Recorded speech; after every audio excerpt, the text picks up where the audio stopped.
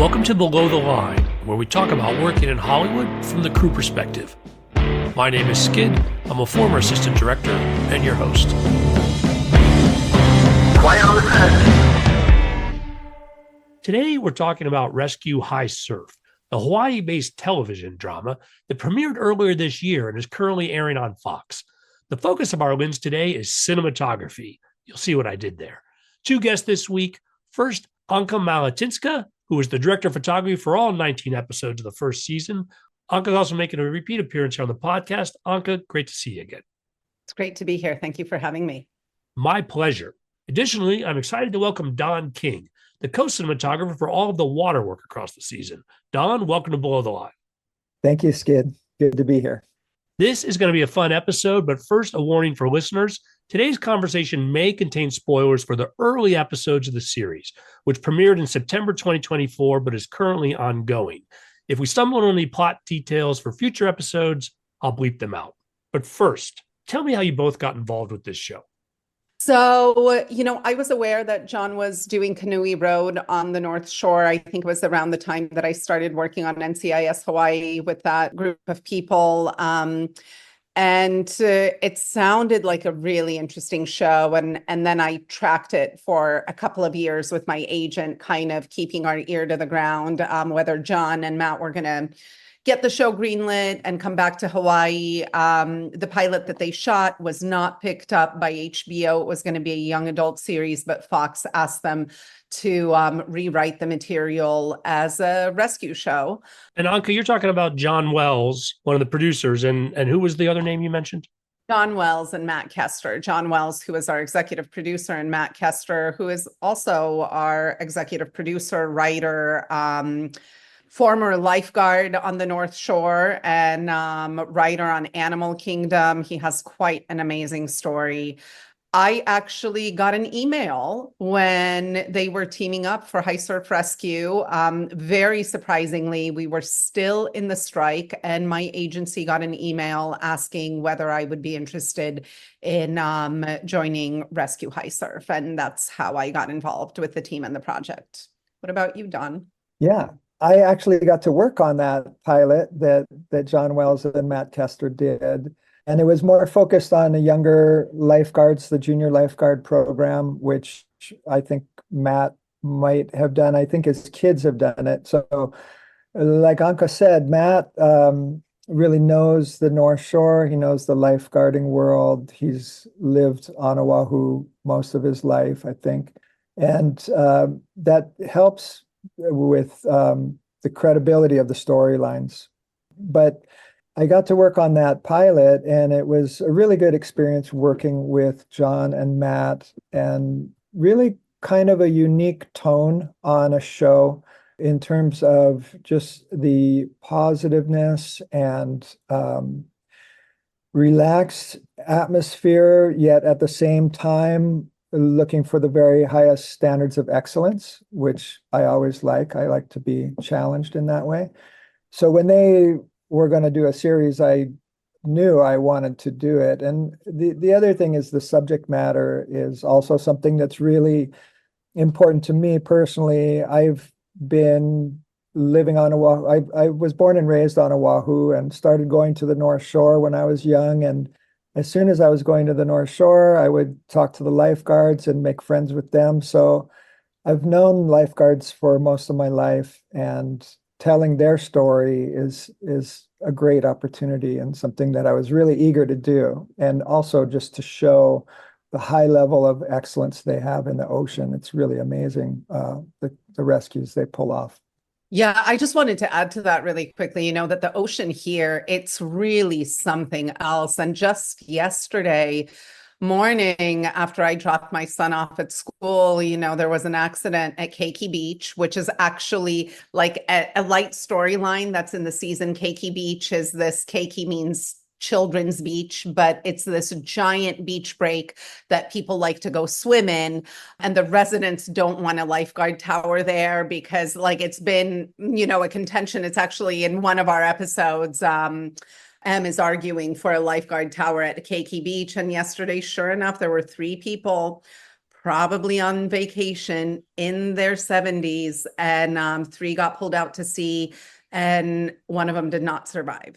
But there were, fire trucks, lifeguard trucks. When you live here, it's really like it's real. It's a very, very dangerous ocean in the winter. It's not, it's not for the lighthearted. It's serious stuff. Now, Anka, you weren't born in Hawaii, but I also know you have developed connections to the islands. Tell me more about your background and how it relates. I was born in Poland, and I was actually born into a family of Himalayan mountain climbers, and people who engaged in extreme ways with nature. My father was a Himalayan mountain climber. And it's really through his friends, because I was born under communism, under the Iron Curtain, but because of my father's travels as a climber for Poland, we got National Geographic magazines. We had people visit from overseas. We kind of had a little bit. And it was really like, for my father, it was the mountain climbing was a ticket to the world. And then, like many people who get into extreme sports, I think there is an element where it really is an addiction that makes you feel more alive than anything else, that kind of facing your mortality. So my father died in the Himalayas when I was very little, and we had one rule in the house. I could go out and party all night in high school, but I was not allowed to rock climb.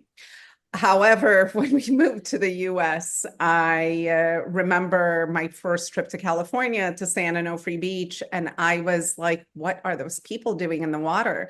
I was about 6 years old, and I saw surfing for the first time. And then, for the next decade and a half, I was like, I am going to do that. I don't know how or where, because we lived in Arizona, but I'm going to do that.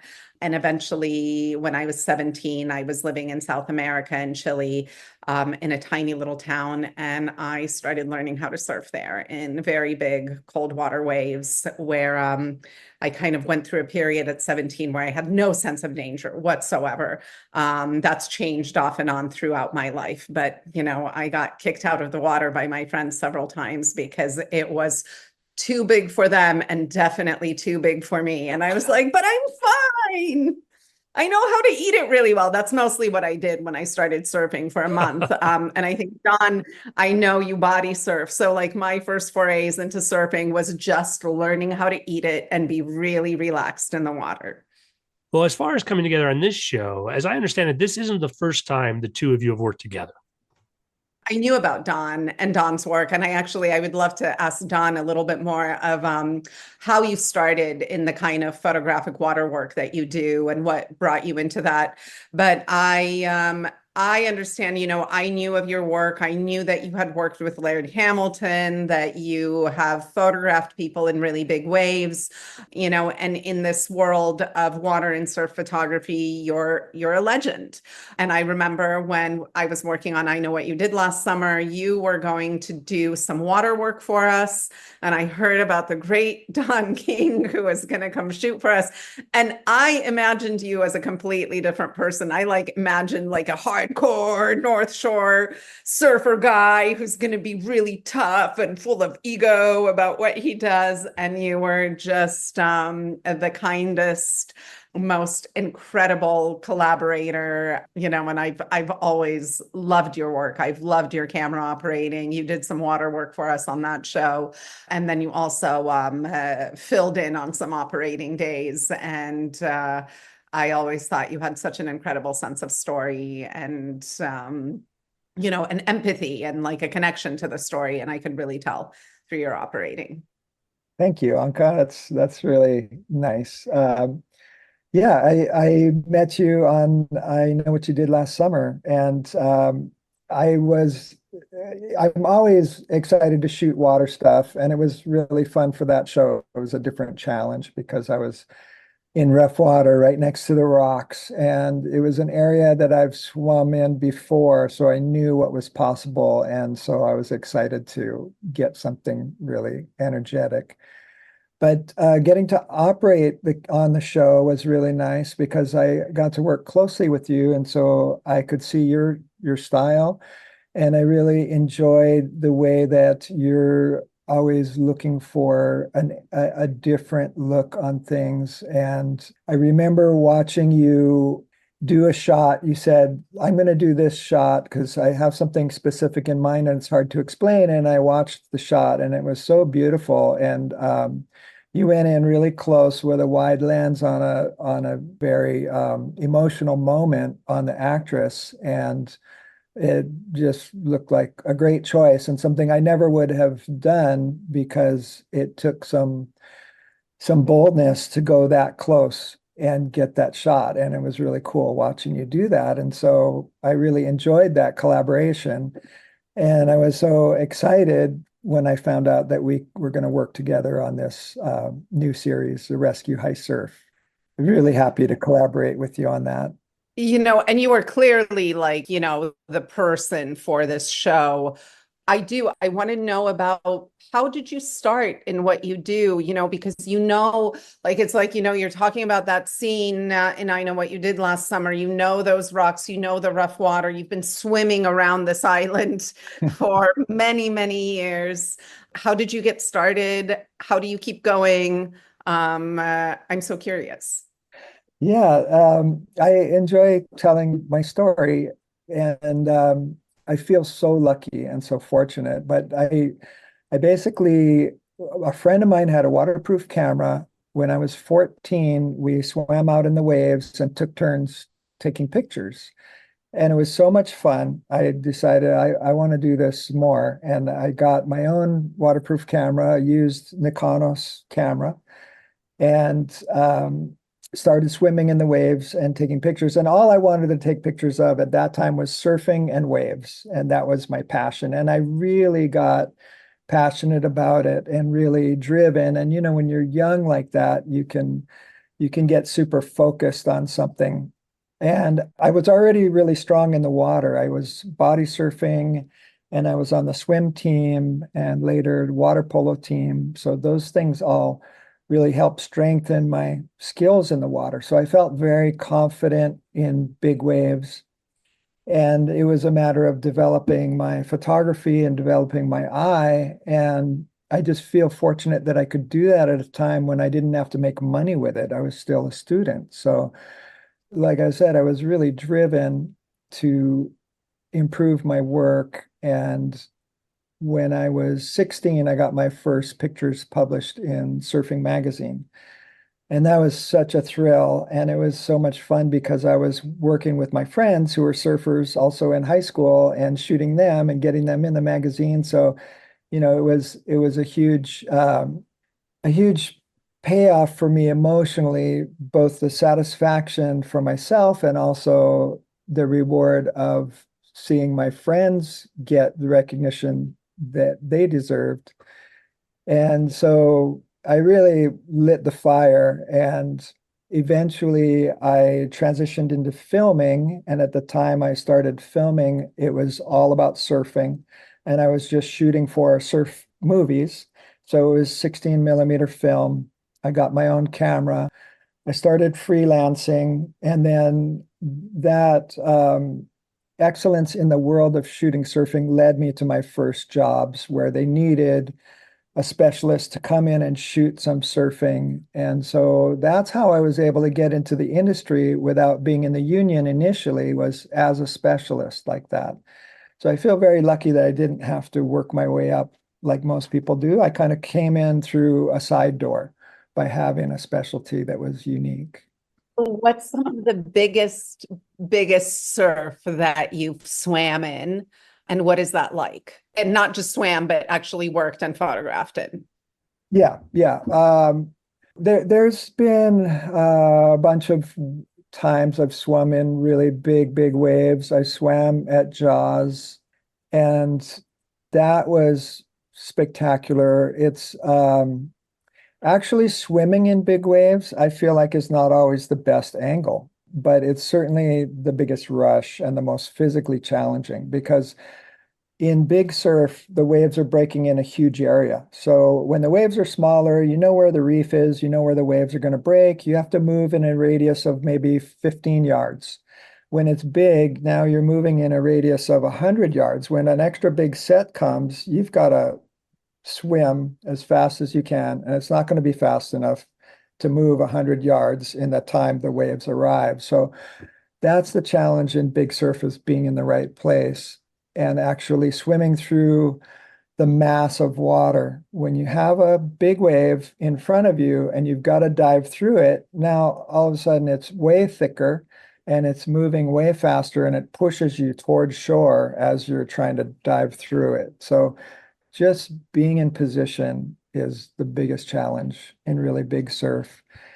Maybe the one day that stands out in my mind was shooting the Eddie Aikau contest at Waimea Bay in 1991, I believe it was. And that was the year Brock Little got second place, but he really stood out in my mind for the boldness of his rides. And I remember one wave, and I was framed up on a guy paddling for the wave as hard as he could, and he couldn't catch it, and he backed out. And as he was backing out, I heard the crowd on shore roaring. And so I panned over, and Brock Little was taking the drop further back from him. And such a thrill to be out in the water witnessing all of that. That was a very challenging day for me physically, because jet skis had just been advented and they were there for life saving, but there is just one jet ski there for life saving. So he was not giving any photographers any assistance. Now the jet skis will help me get in and out of the water on really big days. But at that point, I was on my own. I ended up shooting 6 rolls of film. So I had to swim in, reload, and swim back out 6 times. And it's really, really hard at Waimea Bay, because when the waves are that big, they're sometimes closing out the bay, but it creates a really strong current. And you've got to cross that current to get to shore, and you've got to cross it at just the right place. And if you take too long, you get swept down by the rocks where the waves are even bigger, and you have to go all the way around to get back in to the shore. So you actually have to sprint to get in, and you have to sprint to get out. And so you have to sprint through a couple hundred yards stretch, and then you've got another few hundred yards that you can swim slower to get to the lineup. It's really physical. And I was totally exhausted at the end. And you're holding a camera the whole time. Yes. So you're not swimming with both arms. Not swimming with both arms. You got a camera in one hand. So you rely on your fins, and you're kicking a lot with your fins. But yeah, so my background in water polo really helped me with the physical nature of filming in the water. That sounds incredible. Yeah. As a quick aside, I'll say one of the nice things about having 2 guests on the show is sometimes they will just interview each other, and it makes my job very easy. So any future questions you guys have for each other, you don't have to look for me for permission. Take it away. When you talked about, I know what you did last summer, you came in for specific scenes, Don. I'm curious how on a show like this, which has huge amounts of water work every single episode, you're both employed full time. What is the division of labor between 2 directors of photography? It's sort of right at the waterline, which made things clear. I was a part of the water unit, which is not only the fact that we've got the cameras in specialized underwater housings, but we also have a whole team of jet ski operators, water safety people.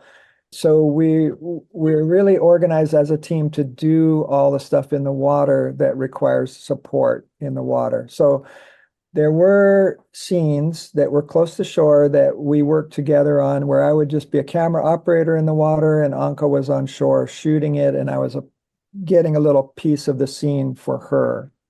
But in general, anything involving more in the ocean, they would give to the water unit. So, on the land unit, we were shooting 5 days a week. Our schedule was anywhere from 6 to close to 10 pages a day. And we are shooting all of the stories in the interior and exterior locations. And then probably about once per episode, there was day where we would do the stitching together of the exits out of the water from different rescues or the entrances into the water. And that's where the water unit would join the land unit. And that's really, those were the times where we became like a multi-camera unit. Then we had 4 cameras. We rarely brought in additional cameras, the way that we had 2 cameras on the land unit, there were 2 cameras on the water unit. And again, we became a 4-camera unit when we got together. And that was more like we would, sometimes we would use 2 land cameras and then give Don an angle from the water, but it really was more about leapfrogging, because oftentimes that camera in the water sees everything on the land, and vice versa. From the land, we want to walk into the water with our actors. And then the water unit, you guys worked anywhere from 3 to 5 days a week, and you were always kind of chasing the swell. Yeah. And the swell window. So your schedule was a little bit more, it was changing all the time, right? And as a result of that, our schedule was changing too, because we were sharing cast, because the cast did so much of their own stunts. And maybe you can tell us a little bit about the scheduling and what you guys were looking at. And Yeah, that's very true. The scheduling is so important. And it's one of the biggest challenges in shooting in the water is the schedule, because in a normal situation, they'll say, okay, in 2 weeks from now on Tuesday, you're shooting the big wave scene or whatever it is. And you say, well, we need the right ocean conditions for that. And you just got to make do with what you have. On this show, we had a little more flexibility, but there were limitations. The AD on the land unit would set the schedule, and we would work around that in terms of talent availability. And sometimes that was very limited. So our schedule wanted to be flexible, but it wasn't always as flexible as we'd like. And a good example was in episode 5. It's a big wave scene, and we did not have the big waves when we had the talent. And so we had one day in pretty good sized waves, but we needed more time, and we didn't have all of our talent then. And so we shot the rest of it on a medium and smaller days. We had to kind of adapt our shooting style and shoot tighter than we would have maybe otherwise, so that we didn't give away the fact that they're not in a big wave situation, and if you shoot really tight, then you can't totally see what all is happening around them. One of the things I love about this show is when we can actually shoot a little wider and closer and be right with the actors and really also see the environment they're in. And we were able to do that most of the time. Now, in terms of capturing things on the water, and Anka, from what you've shared, I feel like this is an approach you mirrored on land as well. I can't imagine you can be very precise ahead of time. You can't exactly storyboard what you're going to get, I assume. And again, that doesn't sound like the approach to this show at all from what I've seen. well, no, I would say for major water sequences, and stunt sequences, there were always storyboards. However, I feel like the storyboards are like, they're a target of opportunity, that they're what we are looking for, but it may not be exactly that. There needs to be a little bit of flexibility in the ocean, because, just like on land in Hawaii, everything is changing all the time, and our light is changing, and our weather is changing, and it's changing several times a day. In the ocean, you're not in a swimming pool. And towards the end, I just want to say that Don did shoot some scene work on land throughout the season.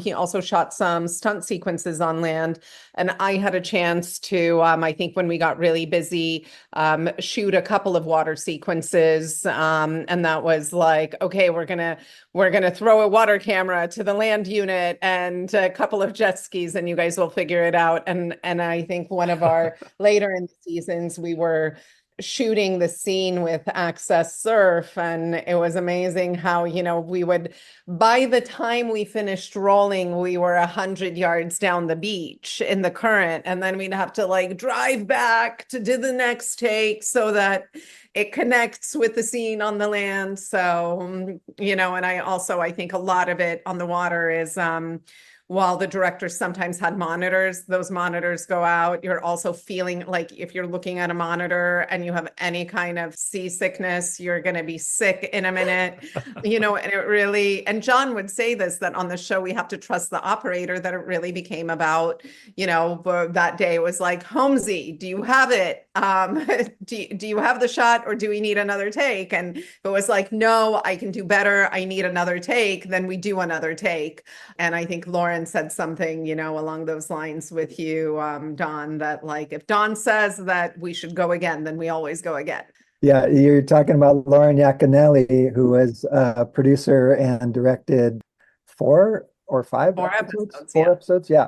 And she was great to work with because she understood that the challenges of working in the water. And one of the things I really liked about her is she knew what shots she really needed, and she knew what shots she could do without. And so if there was a shot that was going to take a lot of time to get and really hard to get, then we wouldn't have to get stuck on it and keep trying it. She would say, yeah, that's okay. We don't need that. Moving on. And so that kind of flexibility really aided our ability to get the scenes done in the water, because for us, it was more important to get in the energy of the ocean and get into the biggest waves we could find, rather than being in a controlled environment where we could block things more carefully and control things. So there are some scenes where it's more controlled, where their actors are sitting on jet skis and they have some dialogue or whatever. But in general, we're swimming with the actors in waves and looking for that energy of the waves. And so it really does become a situation where you have to trust the operators. You just cannot control all the variables. And you cannot always even get video out, because it's not always practical to tether the camera to a transmitter and send a signal. So sometimes it's just the operator getting the shot, just like in the old days, except we could review on the beach if we needed to.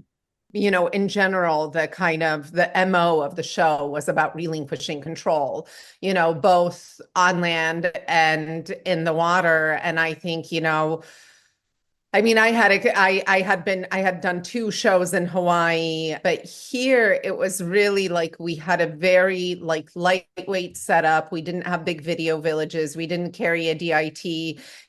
At first I was like, this is really, I like to say that the limitation is the gift. And sometimes, the limitations were so severe that I was like, is it really a gift now? I don't know anymore. But in the end, I felt like I'd never made a TV show quite like this before, that it wasn't so much like we could plan the broad strokes, but really it was about being really present in the moment. I wasn't prepping with the directors because I was on set 5 days a week. And the one thing that I would say to the directors is, when you're thinking of your scenes and blocking, backlight and side light, backlight and side light. However, a lot of the time I had directors who would say, well, on a scout, can you guys make the company and the trucks mobile? Because I want to decide with Anka when I get here in the morning which direction we're going to look, which was, and I was always on set, with our transpo captain. It was me and the transpo captain, and I would say, Sudi, what is the director thinking? Where are they thinking of looking? And he would say, over here. And I would say, oh, no, let's see. Let's wait for the director to get here, see if we can spin it in another direction. But even sometimes when you think, in Hawaii, that the backlight is going to look really good and the sun is coming from there, on the day of shooting, it's rainy, there is no backlight, but there's a beautiful background in the other direction. So actually that kind of idea of really loosening the control, which is always a challenge for the technical departments, because I think the technical departments, they want to plan, they want to execute, they want to deliver. Here, so much of the time when my team was like, what are we doing next? Can you give us a heads up? And I would just say, like, really do nothing and stay ahead. Let's see how the weather develops. Let's see what we need for the next scene. And it's okay. There was also like We were making all of our days out of the gate. I think we did some like ridiculous amount of setups on our first or second day of episode 1. It was like something, it was when we were shooting pipe. I think we had 500 setups, Skid, 500 I setups. can't imagine. And 11 hours of footage in a 10-hour day, but those were land cameras and water cameras. I asked our producer, I said, can I put that on my resume? I can do 500 setups a day. Everyone's always, how many setups did we do? Well, we did 500 and we shot more hours of footage that day.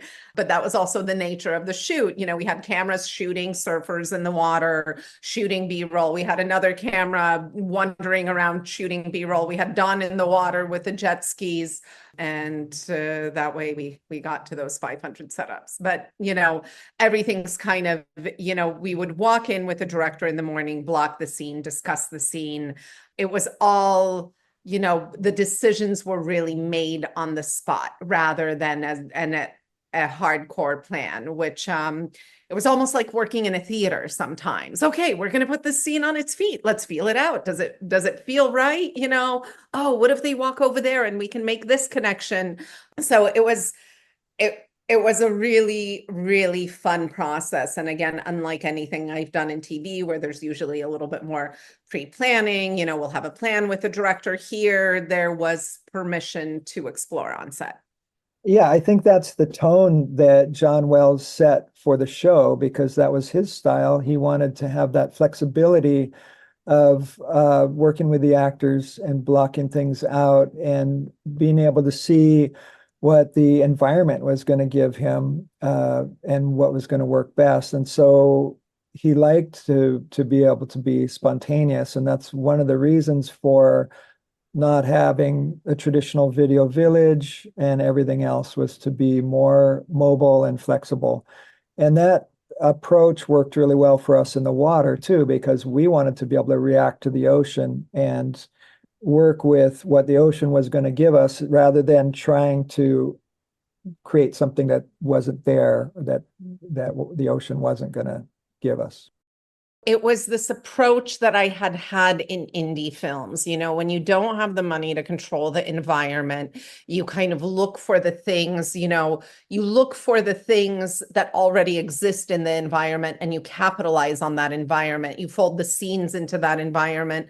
I actually remember years ago shooting, I was shooting a week in Vegas for this reality show from Britain. And what they would do was they would shoot scenes inside the bar, the talking and tight close-ups before the venue opened up. And then we would come back when the live venue was going on and we would shoot all the wide shots and they would stitch the scene together. It's kind of, it's a similar kind of approach, not that we were going back and getting wide shots, but we, sometimes if real people ended up in the background, we didn't chase them out of the background, and that small kind of setup really worked for the North Shore because there's one 2-lane road that connects, I don't know how many miles of coastline, but, in order to have a show here and to shoot here, we can't block the streets with trucks because eventually the residents will get tired of us and complain and make sure that we can't get permits for a future season. And then also the mobility of Video Village really helped us on the beaches because we were shooting where, we were shooting in places that became turtle nesting grounds throughout our season. And we also had many visitations from monk seals, they're both protected species. So as soon as a monk seal, and this happened several times, that a monk seal would be curious about what we're doing. And it would come right up on the beach where we were about to set up a scene and start shooting. And then the mandate is that we have to move 100 yards away, or we have to stay at least 50 yards away, but we'd move down the beach. So literally it was, we're constantly working and pivoting around nature.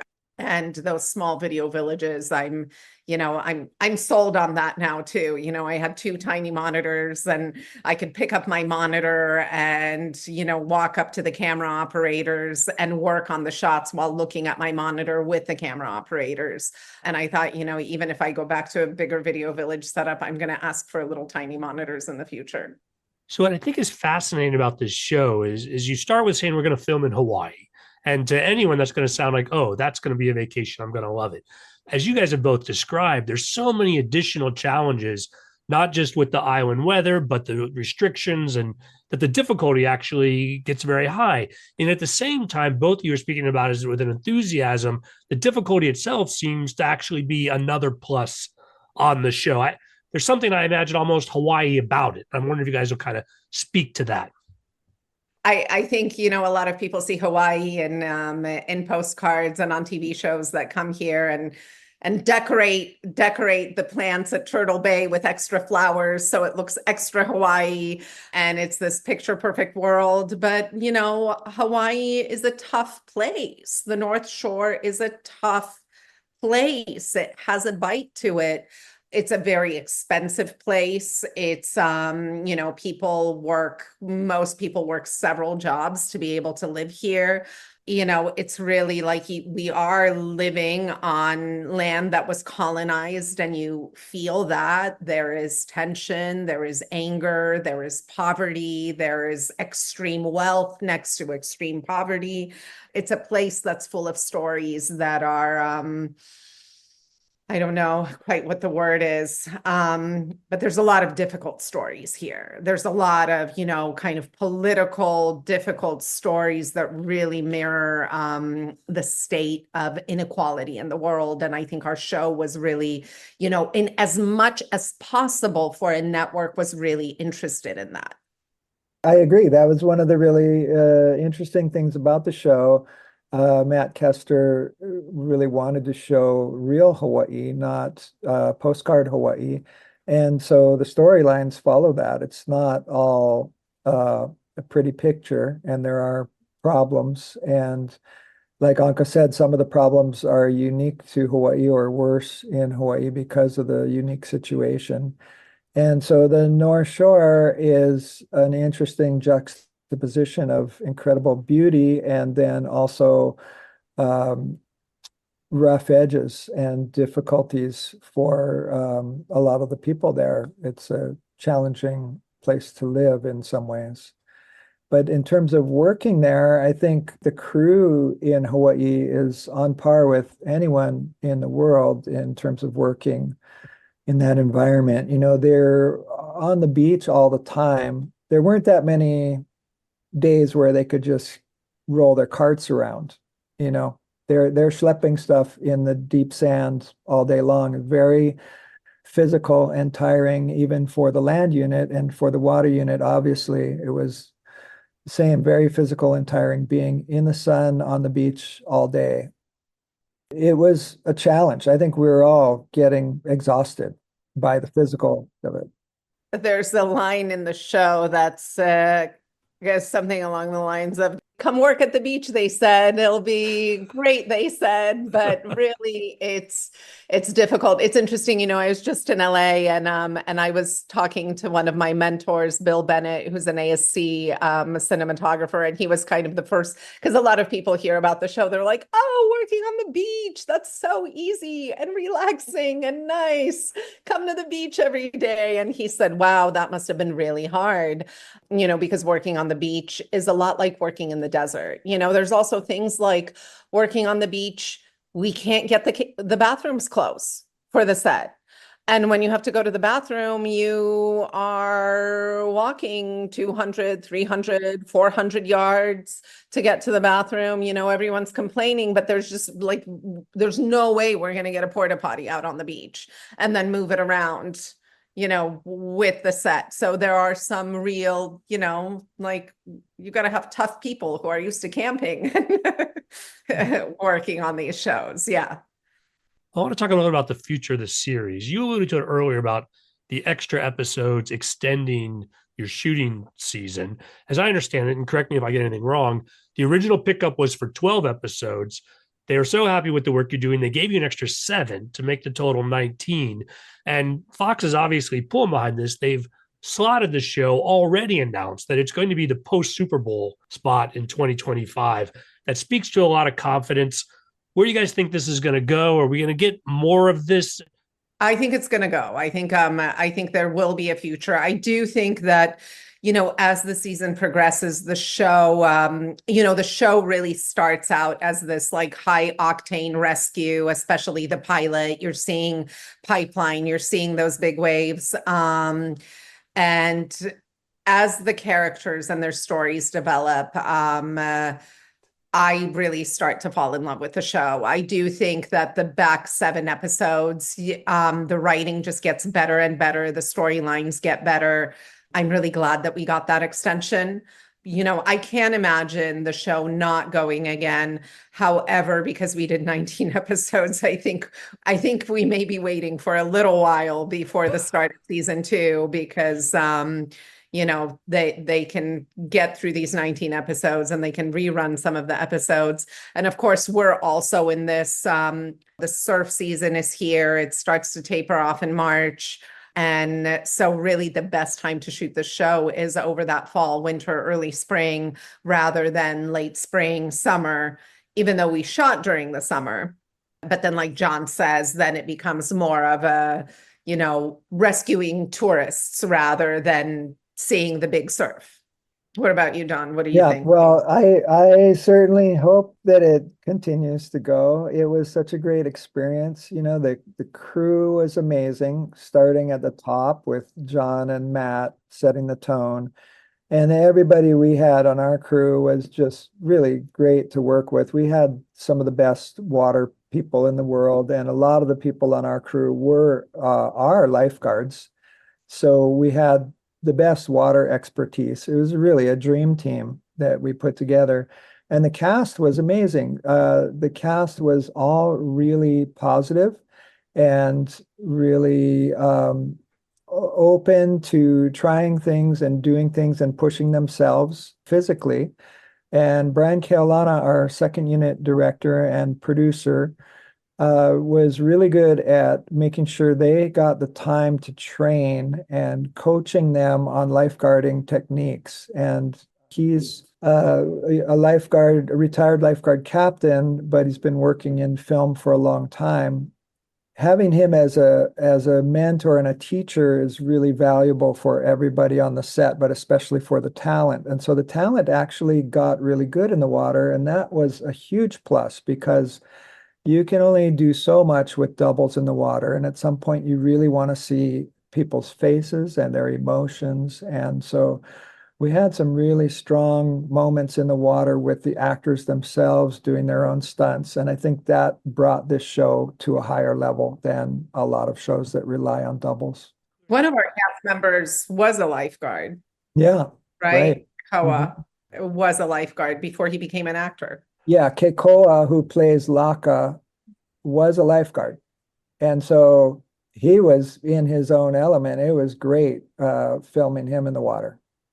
So, Don, as you made clear earlier, basically the line of the water is where things split between the water unit and the land unit. But talk to me from a technical perspective, how you guys are filming, what equipment you're using in a manner that allows the editors to stitch this all together.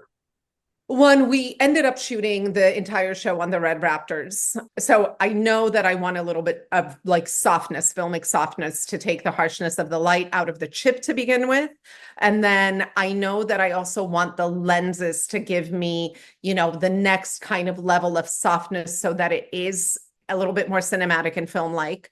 So I tested these new lenses from Panavision, the V series. These are large format lenses, and they were a little bit softer than the Primos. They didn't have a color shift, and they just, when we put them on the camera, they made everything look slightly better. And that's like, for me, I'm like, okay, I'm dealing with natural situations. I'm not going to be controlling a lot. So I want, that's what I want. I want that experience that I used to get in film, that like when you shoot on film, things look slightly better than they do in reality. With early digital, I felt like you really had to work to get there.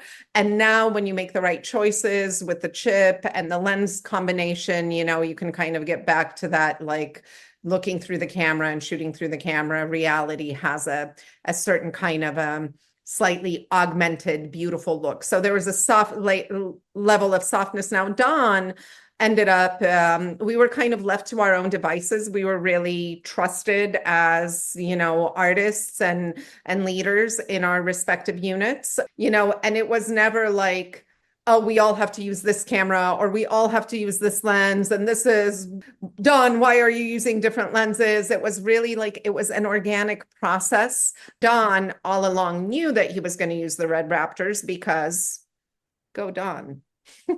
Yeah, the red Raptor is ideal for us shooting in the water, mostly because it's small and compact. And so the idea with our water housings, we have custom water housings that are as compact as possible. So we do like to use primes, and there's a nice shooting discipline with primes. And swimming in the water with a prime, if you're working with talent, you can usually get closer or move back if you need to adjust your framing. And the compactness allows you to be able to hold that camera above the water and then in the same shot move to an underwater view. Whereas the bigger housings that most people use for shooting in the water are meant for diving and underwater, and they have a lot of mass and a lot of resistance. And so they're much harder to move in the water. And if you get hit by a wave, the wave pushes you in. You can't slip through it in the same way. So having really lightweight, small, agile water housings was a key for us to getting the dynamic shots in the surf zone. So the Raptor was ideal for that. We went with Nisi Athena primes because of their compact size and uniform gearing that was ideal for housings. I think when you're in the ocean, in the water, especially swimming with a camera, you can get away with a lot in terms of matching. You don't have to be using the same equipment to have a reasonable match to what's being shot on shore because you're in such a different environment that it's not the same anyway. I also, I think, so your lenses were slightly sharper and I think it actually, that sharpness is important underwater. You're actually, and even at the water's edge, you're kind of dealing with a little bit more aerial diffusion in terms of ocean spray. So kind of, thinking back on the series, I thought that, serendipitously, these were all really good choices because you can't really tell the difference between what we're doing on land, that it's a different lens, and what's happening in the water. Yeah. Well, it's clear that everyone involved has invested a lot in the show, and it's apparent on the screen. I'm wishing you both the best of luck. On that, we're going to call it a wrap. Great having you here. Great being here. Thank you. Thank you, Skid. Listeners, I always appreciate your feedback. You'll find my contact info on our website, blowtheline1word.biz. That's B-I-Z. You'll also find past episodes and links to all our social media. Please check it out. We've still got the season ongoing. Where else can we see your work? You can see all of my work on my website, ankavision.com. You can also go to Hulu and watch Monsterland, or HBO Max and watch Pretty Little Liars Original Sin. I Know What You Did Last Summer. It's all out there on the streamers. So you can look me up on IMDb. You can look up my credits. And most of the work that I've done over the past 5 years is still out there streaming today. And Anka, you were on the show before to talk about Pretty Little Liars Original Sin, so I'll put a plug in for that. People should go check it out. Don, what about you? What have you been looking on? Well, I'm terrible at self-promotion. I kind of rely on word of mouth. And so I would say IMDb, you could see what I've shot. I've really been lucky in that being a specialist in the water, I've gotten to work on a lot of different big productions for just a part of the production. And so I can accumulate more credits than somebody that's on a show for 10 years and stuck on one show. Can you throw out some big names of some of the movies where your work might have appeared? Well, Castaway was my first big break and big show to work on. And I shot the water scenes in Fiji where he's trying to get off the island in the raft, and the first time he just gets thrashed by the waves, and eventually he builds a raft and makes it out. So I shot those scenes. That was really a fun job and really rewarding. And that is what got me convinced that I needed to join the union and I wanted to do more Hollywood productions. And then another really great film for me was Blue Crush, and we shot a lot of that at Pipeline, and we were able to have one season at Pipeline and shoot the best days there. And so we got some really good waves and really good days on that show. Soul Surfer was another really great experience, the story of Bethany Hamilton, and Bethany was involved in the production, although it was shot with actors. And it was really fun getting to know her and telling her story. You know, Don, you kind of dropped a spoiler on Castaway there, but I'm feeling that's dated enough that we can let that one sit. I'm always happy to help with the promotion, and you guys are always welcome back here. This, again, was a lot of fun. My closing credits, thanks to Curtis Five for our music, John Wan for our logo, and to all of our listeners, I appreciate you. The Below the Line logo is available on t-shirts, mugs, and stickers at redbubble.com. Please rate us wherever you get your podcasts and tell your friends. Thanks again from Below the Line.